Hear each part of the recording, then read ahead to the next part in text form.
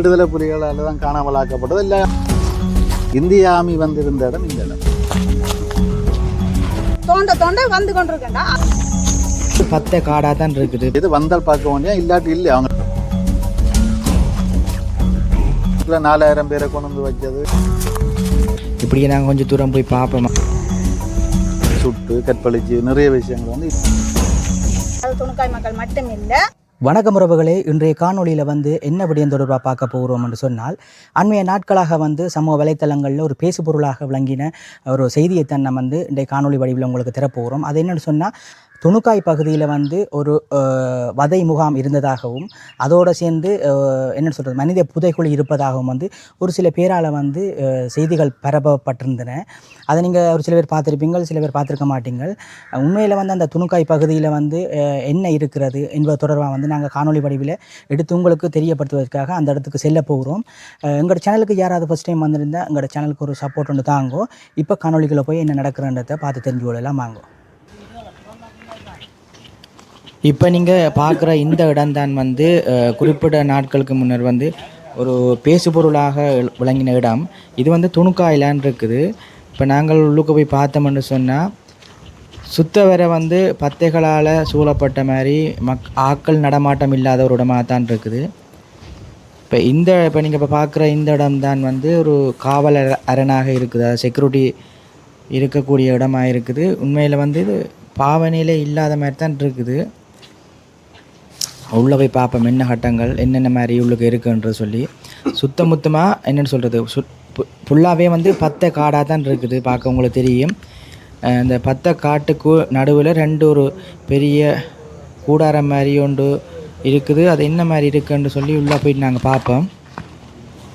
இப்படியே நாங்கள் நடந்து போனோம்னு சொன்னால்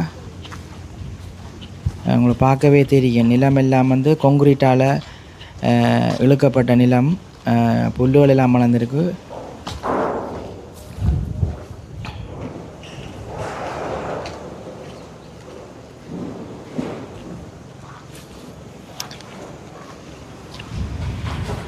இப்போ உள்ளுக்க போயிட்டு பார்க்கும்போது எல்லாம் இந்த மாடுகள் எல்லாம் கட்டின மாதிரிக்கு நிலங்களில் தெரியுது பாருங்கோ.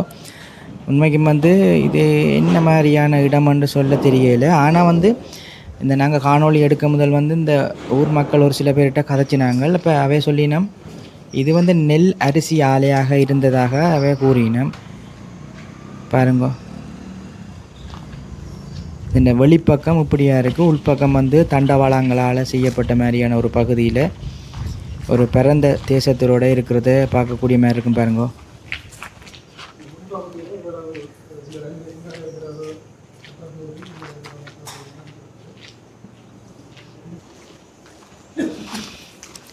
ഇതിൻ്റെ பின்பகுதியை நாங்கள் இப்போ பார்க்கக்கூடிய மாதிரி இருக்குது. பாருங்கள், எல்லாம் ஃபுல்லாகவே அங்கால புகை இல்லாத அளவுக்கு பத்தையாக கிடக்கு, பத்தைகளும் முள்ளுகளும் சூழ்ந்த இடமாக இருக்குது. பாருங்கள்,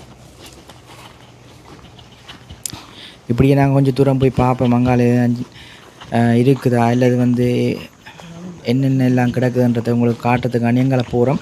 ஆனால் இப்படி அந்த இடங்களுக்கு கொஞ்சம் போகிறது கொஞ்சம் பயன்தானே. என்னென்னு சொன்னால் என்ன சொல்கிறது, மனித நடமாட்டங்கள் இல்லாத இடங்களுக்கு போகிறது கொஞ்சம் பயம். என்றால் அந்த விலங்குகள் அப்படியானதுகள் கொஞ்சம் இருக்கக்கூடும். அதில் கொஞ்சம் கவனமாக போகணும். நாங்கள் உங்களுக்கு காட்டுறதுக்கான தான் இந்த இடங்களுக்கு போய் காணொளி பதிவு செய்கிறோம். இந்த பத்தையை தாண்டி நாங்கள் அந்த காட்டுக்குள் உள்ளுக்க போனதுக்கு பிறகு இப்படியான ஒரு காட்சி ஒன்று தெரியுது. பாருங்கோ,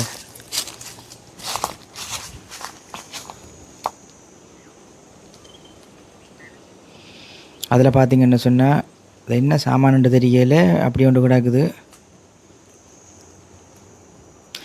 இங்கால கொஞ்சம் தூரம் நடந்து போகிறோம். பாருங்கள் என்ன மாதிரி இருக்குன்னு பார்க்கலாம். உள்ளே போய்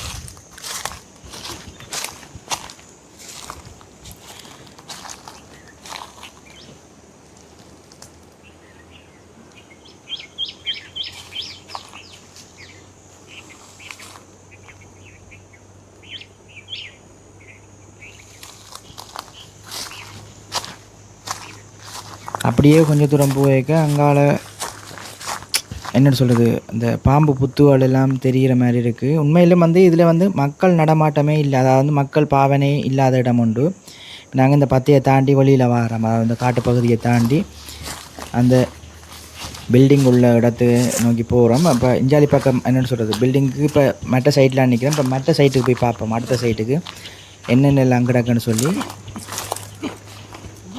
இந்த பில்டிங்கை சுத்தம் வேறு, அதாவது வந்து நடுப்பகுதியும் அதன் பிற்பகுதி எல்லாம் வந்து கொங்க்ரீட்டாலாம் செய்யப்பட்டிருக்குது நிலம்.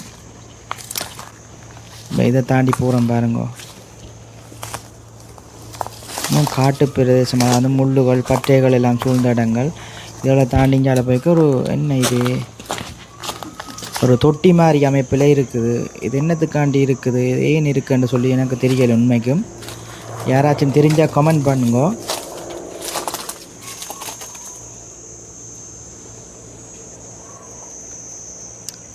இதால் ஏறி அங்கால சைட்டில் என்னென்ன இருக்குன்னு சொல்லி பார்ப்போம்.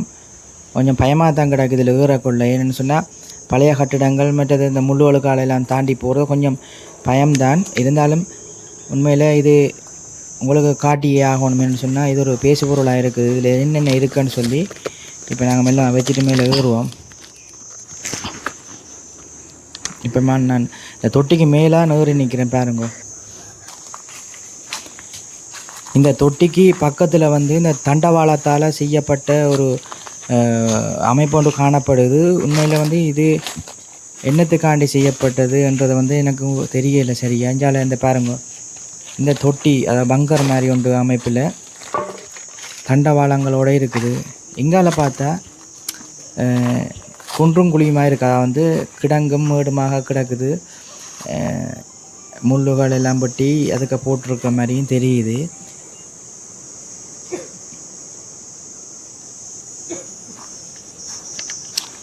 இது உண்மையில் வந்து மக்கள் நடமாட்டம் தற்போது இல்லாத ஒரு பகுதியாக காணப்படுது. பாருங்கள், சுற்றி முற்றி பார்க்க உங்களுக்கு தெரியும். எல்லாமே வந்து ஒரு காட்டு பிரதேசமாக தான் இருக்குது பாருங்க.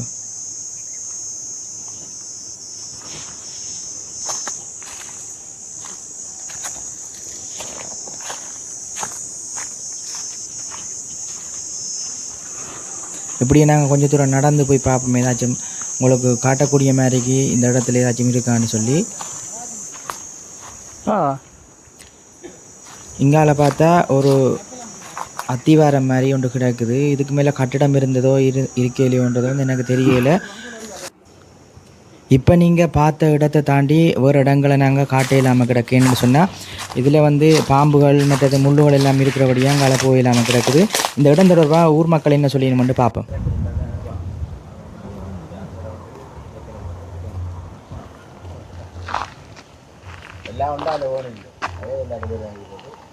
இது வந்து ஒரு அரச கட்டடம், அதாவது யூனியன் இந்த ஏபிசி கோஆப்ரேட்டிவ் அவங்க வந்து இதை வந்து நெல் கொள்வனவு செஞ்சு இங்கே வச்சு சந்தைப்படுத்துகிற ஒரு இடம்.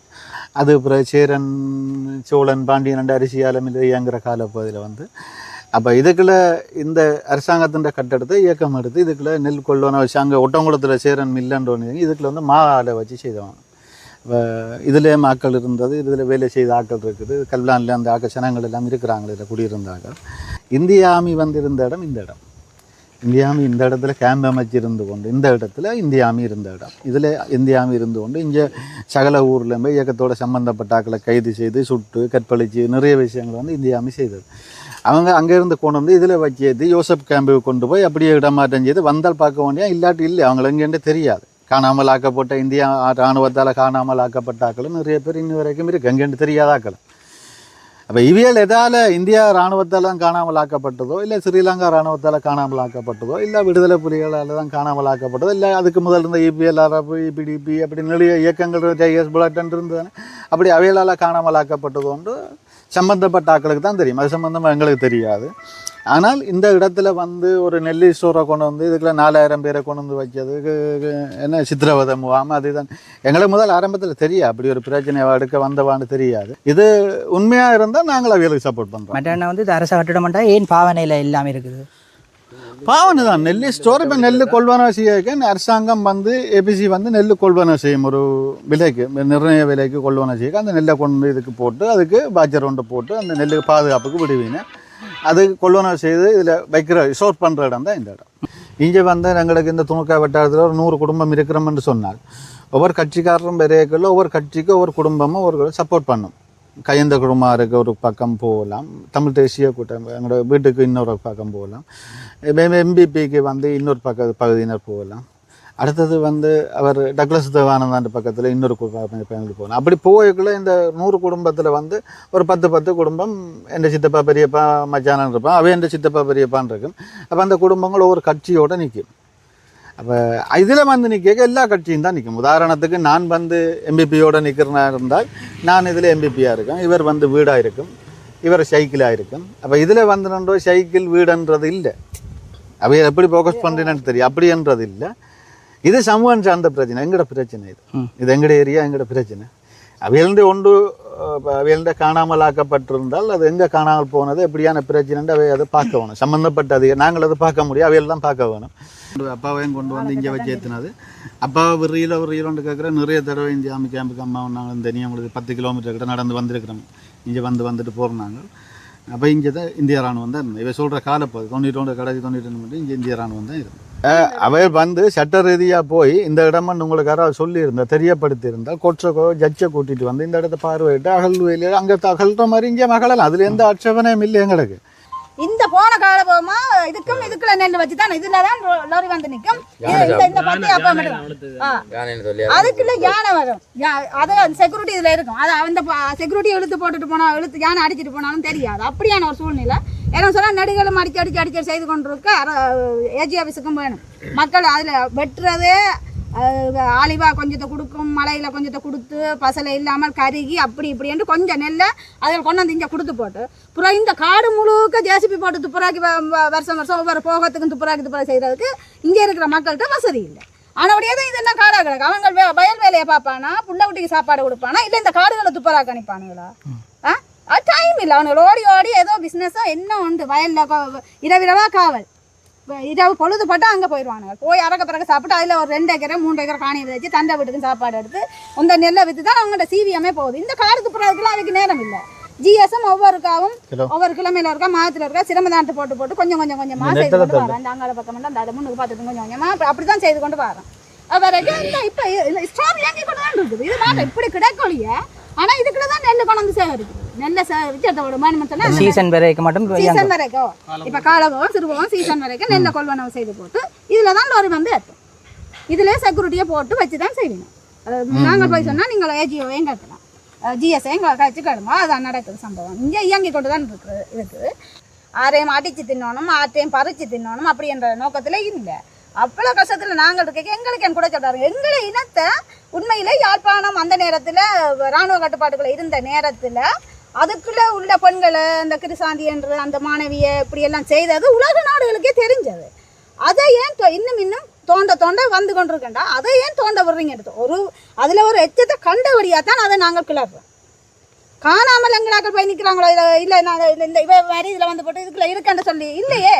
அதில் ஏதோ ஒரு ஆளுக்கு செய்ய போன இடத்துல அந்த ஒரு பிள்ளைண்ட இதை செய்ய போன இடத்துல அடுத்த எச்சத்தை ஏதோ கண்டு தான் அவை அதை மேற்கொண்டு போயினோம். எங்களோட மக்கள் அதாவது துணுக்காய் மக்கள் மட்டும் இல்லை, தமிழீழ பிரதேசத்தில் இருக்கிற எல்லா மக்களையும் கொஞ்சம் நிம்மதியாக வாழ விட்டுச்சுனோம்னா நல்லா. நாங்கள் போக இல்லை, தமிழ் மக்கள் 6 டைம் எதுக்கும் போக இல்லை. எங்களை நிம்மதியாக வாழ விட்டாலே காணும்.